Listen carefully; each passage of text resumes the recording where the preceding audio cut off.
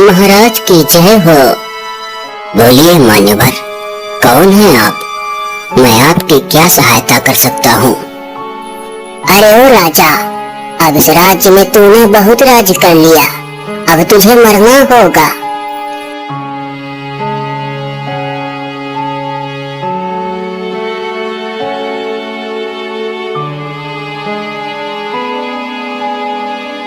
तुम्हारी बुद्धि भ्रष्ट हो गई है क्या? क्या तुम यह भूल गए हो कि तुम इस राज्य के राजा के सामने खड़े हो? तुमने अपनी मौत को स्वयं ही दावत दिया है, सावधान। अरे रुक जाओ महाराज, इतनी भी जल्दी क्या है तलवार निकालने की? जब महारानी ने उन दोनों का वाद विवाद सुना तो अपने कमरे से राजा की ओर आने लगी। तभी उस व्यक्ति ने अपनी तांत्रिक शक्तियों से रानी को मृत्यु के घाट उतार दिया।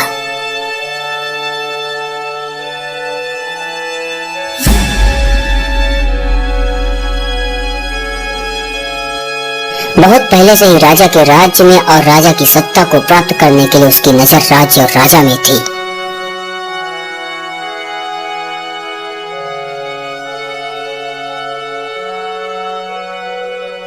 अरे दुष्ट, तू तो तंत्र विद्या भी जानता है। तूने महारानी को मार डाला, अब तू मेरे हाथों से नहीं बच सकता।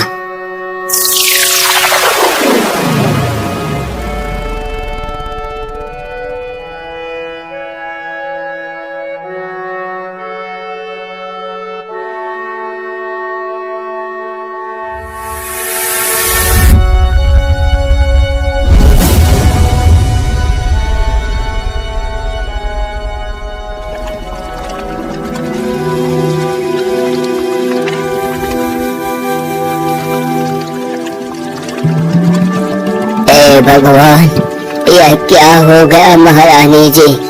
आंखें खोलिए महारानी। मंत्री जी, बेटी वसुंधरा की याद में महारानी ने अपने प्राण त्याग दिए। महारानी उठिए महारानी। उस बहरूपिया की रोने की आवाज सुनकर मंत्री और कुछ सिपाही वहां पर आ गए। मंत्री और सिपाही भी ये नहीं समझ सके कि वो बहरूपिया सच में राजा नहीं है, बल्कि वो तंत्र विद्या और जादुई शक्तियों से राजा का स्वरूप ले चुका है। ये सब देखकर मैं रोते हुए जंगल की तरफ चली आई और फिर दूसरे दिन तुमने मुझे पकड़ लिया और अब मैं तुम्हारे पास हूँ। एक पत्थर दिल इंसान था, मेरे अंदर किसी के प्रति दया नहीं था, मैं किसी की सहायता भी नहीं करता था। मेरा स्वभाव दुष्ट और क्रूर था। मैंने अपने जीवन में कई जानवर, पशुओं और पक्षियों का शिकार किया। मुझे कभी भी उन पर दया नहीं आया, लेकिन आज मुझे समझ आ रहा है कि दुख तकलीफ सभी को होता है। आज मुझे ऐसा एहसास हो रहा है कि इंसान को दूसरों का भी दुख तकलीफ समझना चाहिए। जिस तरह अपने आप को दुख तकलीफ होता है, उसी तरह दूसरों को भी दुख तकलीफ होता है। अब तुम ही बताओ राजकुमारी कि मैं तुम्हारी किस प्रकार से सहायता करूं? मैं तुम्हारी सहायता करने के लिए तैयार हूँ, चाहे मुझे तोता ही क्यों न बनना पड़े, और वादा करता हूँ कि आज से शिकार करना छोड़ दूंगा। मैं अभी श्राप से मुक्त नहीं हुई हूँ। जितना तुमने कहा उतना जब तुम करके दिखाओगे तभी मैं श्राप से मुक्त हो पाऊंगी। और सब कुछ मेरे बारे में जानने के बाद भी अगर तुम अपनी बातों से मुकर गए तो तुम तुरंत तोता बन जाओगे। ठीक है राजकुमारी जी, मैं आपकी माँ को पुनः जीवित तो नहीं कर सकता, लेकिन मैं उस जादुई तांत्रिक से आपके पिता को मुक्त जरूर करवा सकता हूँ, चाहे उसके बदले मुझे अपनी जान ही क्यों न देनी पड़े। अब बताइए कि मुझे क्या करना होगा? हे शिकारी, यहाँ से उत्तर दिशा की ओर जंगल में एक कुटिया है। उस कुटिया में एक सिद्ध योगी पुरुष रहते हैं। उनके पास अलौकिक शक्तियाँ हैं। उस जादुई तांत्रिक को खत्म करने के लिए और उसके चंगुल से पिताजी को मुक्त करने के लिए वही योगी सिद्ध पुरुष उचित उपाय बता सकते हैं। इसलिए जाकर सारी बातें आप उनको बताइए, मैं भी आपके साथ चलती हूँ।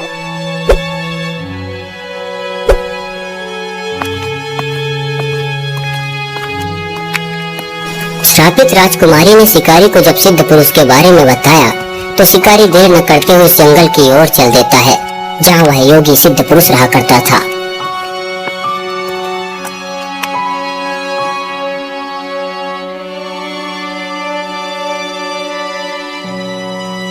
बहुत ढूंढने के बाद शिकारी सिद्ध पुरुष की कुटिया के समीप ही पहुंचा था कि तभी शिकारी को एक नट्टू नाम के हिरण ने देखा। शिकारी को देखकर नट्टू हिरण बहुत डर गया और वह सिद्ध पुरुष की ओर भागा।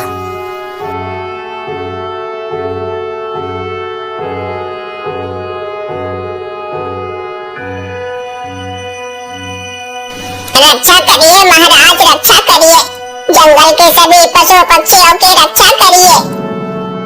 क्या हुआ नट्टू, तुम इतने परेशान क्यों लग रहे हो?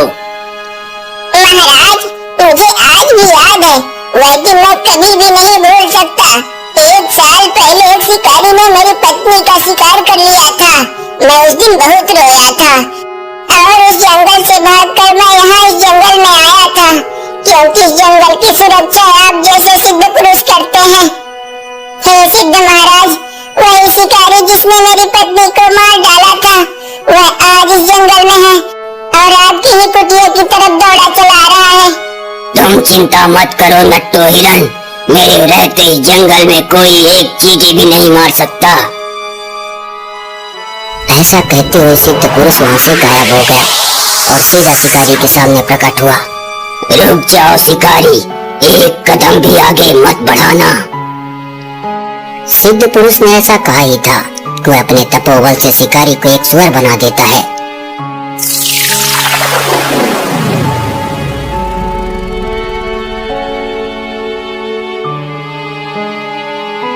अरे सिद्ध महाराज, आपने यह क्या किया?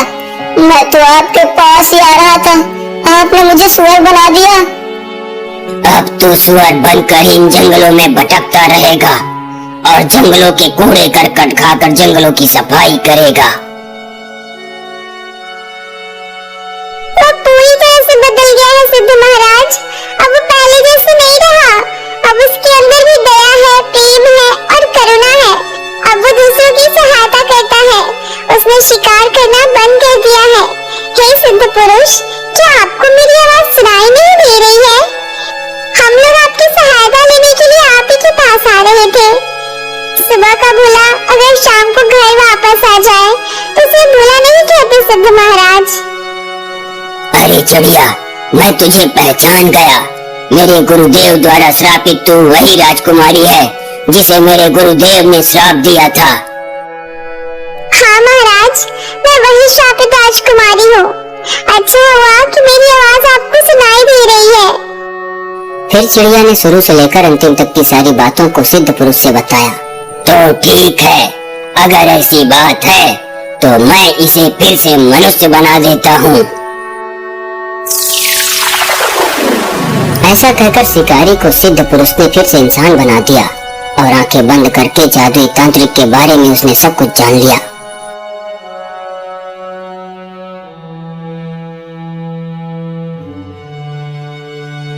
मेरी बात ध्यान से सुनो। उस जादुई तांत्रिक की आत्मा एक कंकाल में रहती है। वह कंकाल राजमहल के अंदर एक तहखाने में है। अगर उस कंकाल की खोपड़ी उखाड़कर और उसे ले जाकर जमीन पर दफना दोगे और बचे हुए धड़ को आग लगा दोगे तो वह जादुई तांत्रिक भी खत्म हो जाएगा। और हे राजकुमारी, उसकी कैद से तुम्हारे पिता राजा चंद्रभान भी मुक्त हो जाएंगे। लेकिन यह इतना आसान नहीं है। मैं ये सब करने के लिए तैयार हूँ सिद्ध महाराज, चाहे इसके बदले मेरी जान ही क्यों न चली जाए। आपने हमें रास्ता दिखाया, आपका बहुत बहुत धन्यवाद। इतना कहकर शिकारी और चिड़िया राजमहल की ओर चल देते हैं।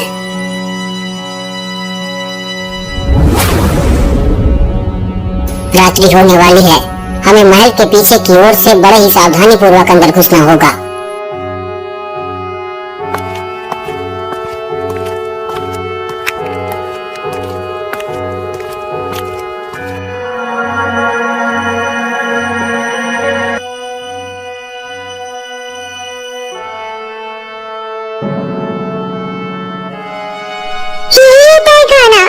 हम सही जगह पहुंच चुके हैं, लेकिन इसके अंदर एक और कमरा है और उसी में शायद वो नरकंकाल है।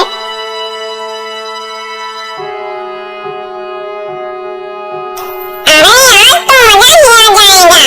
इंसान और पक्षी दोनों एक साथ, दोनों का खून चूसूंगा। दूंगा। आज तो मेरी बरसों की भूख शांत हो जाएगी। अरे दुष्ट जादुई तांत्रिक के पिल्ले, तेरी भूख तो मैं अभी शांत करवाती हूँ।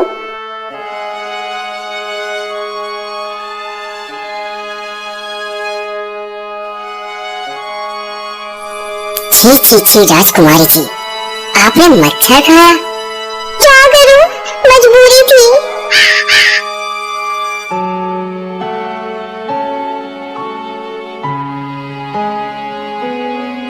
अरे रुक जाओ, वरना मारे जाओगे। कौन हो तुम लोग और तहखाने में तुम कैसे घुस आए?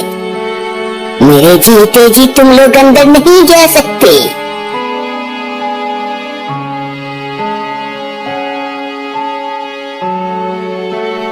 चलो इससे भी पीछा छूटा। अब हम लोग उस कंकाल को जल्दी से लेकर बाहर चलते हैं।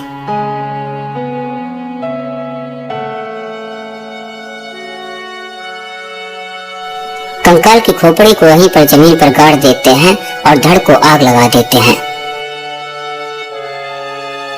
ऐसा करने पर इधर जादुई तांत्रिक जलकर राख हो जाता है। राजा चंद्रभान भी जादुई तांत्रिक के कैद से आजाद हो जाते हैं और वह कुंती से अपने स्वरूप में वापस लौट आते हैं।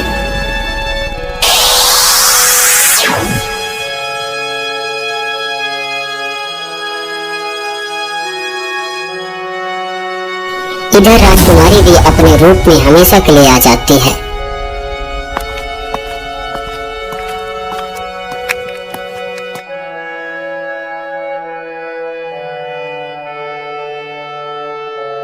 फिर राजा चंद्रभान से सारी बातों को बताया जाता है।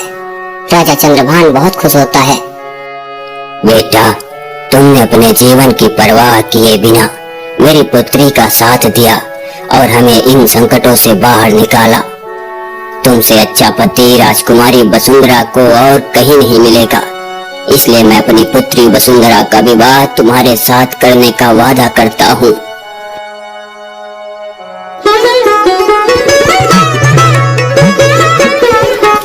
इस तरह से राजा चंद्रभान अपनी पुत्री वसुंधरा का विवाह शिकारी से करवा देता है। शिकारी अब शिकारी ना रहा, वह तो अब राजा का दामाद बन चुका था। जो राजा चंद्रभान का था अब वह सब उसका हो चुका था।